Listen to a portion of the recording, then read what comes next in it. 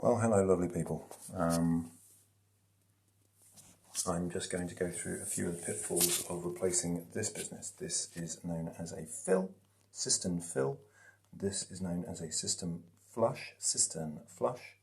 So if you need to get hold of these, that's what they're called. They've gone for the stupidest names, but there you go. This is the flush, this is the fill.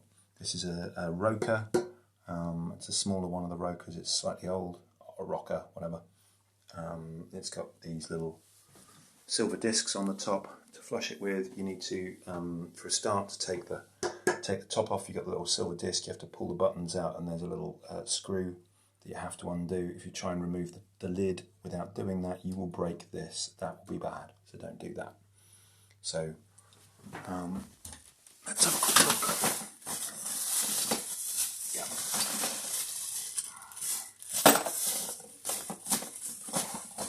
One of those, you pull the buttons out of inside of this that's on the top, and there's a screw that goes down inside. That keeps that together, and you need to take that off first. So, just going to talk about some pitfalls. So quite often these things keep emptying down into the loo. You might well find, this is the old one, you might well find that all it is a load of sort of hard water crap built up on this washer. I believe you can get replacements of these washers. You have to make sure it's the right one for your system. Again, this is the old style rocker one. This washer is all important. If that gets decayed or clagged up, then water will gently get past that, causing the water level in the system to keep dipping, causing the fill to keep filling, which means your system, instead of being silent, will be noisy all the time.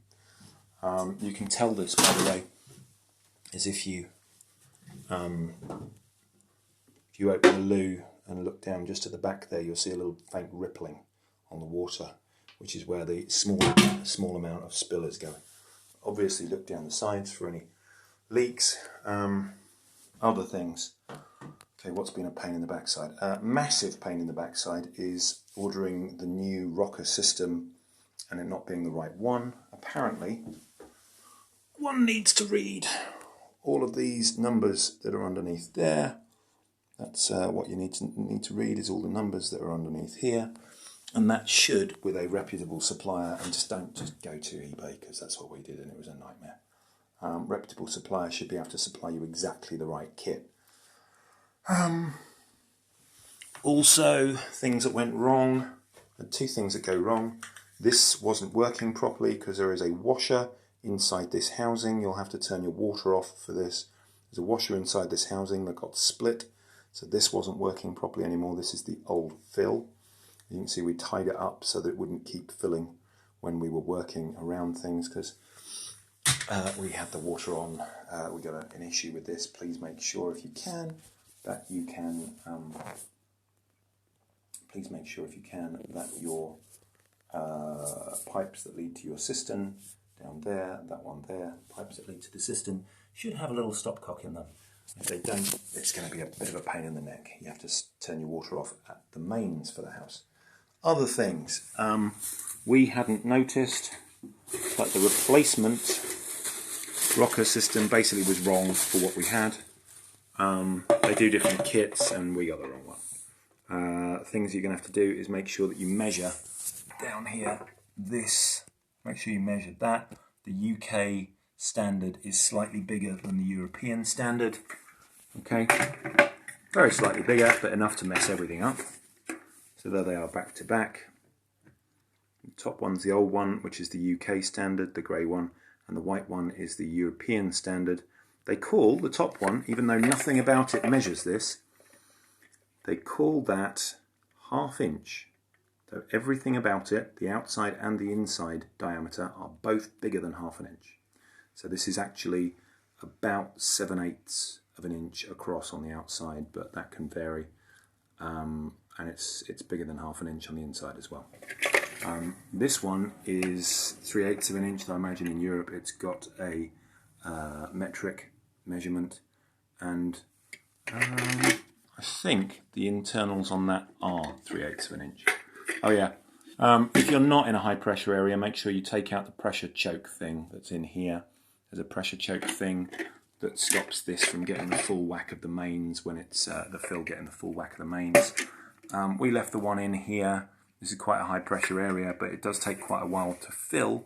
If you leave the choke in the end, you can take it out. So you'll have to decide how high powered your mains is. I don't know quite what the deal is of giving full power mains all the time to these. Maybe they're not fond of it. Other things, right? This is a great big washer, that goes between the bottom of this cistern where it outflows. It's down there underneath the bottom there, okay? And you can only get to it by taking the cistern off.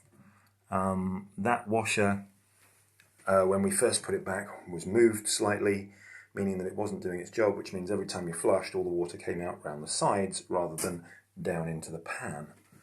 So that was a pain in the neck. So 1, make sure that you get your pipe sizes right. 2, they roca even. Thank you, roca. Rubbish. They make different sizes of these. So that's the one it came with. Make sure you get the right one for your system. All right. Although nicely, the system at the top, fortunately, was interchangeable. So I took the old one off and put the new one on. Took the old one off this old fella and put it on the new one so that we could use the old buttons, and that actually works, so that's fine. But watch out for that. I couldn't fit, in this case, it might be difficult for you as well. This is the basket that sits at the bottom of the flush. This thing kind of comes out of it. And I couldn't fit this one because the cowboy who did this originally masticed this into place down there, and getting mastic off is just a nightmare. So we took a chance and we've left it in there. But just be careful when you're doing these, because especially once they get wet and a bit cold, they're quite brittle. PVC involved in these is quite brittle. I think that's about everything. Yeah, you then have to put the lid back on here and put the button in the right place. This mechanism here, this slightly unwieldy. The buttons are actually just down under there. You can probably just about see a black line. Just a black line. There's 2 buttons underneath this slightly mucky enclosure, and the enclosure actually moves so that you can center it onto the hole for the buttons. So you can center it onto this hole. Okay. So you put this fellow on here, and then you center the buttons so they work properly. Hopefully. And that's about it, I think. I don't think we're going to do any more. But good luck. Good luck if you're doing this kind of stuff at home because you can't find a plumber like we couldn't. It's been almost an 8-hour job so far. It's a nightmare.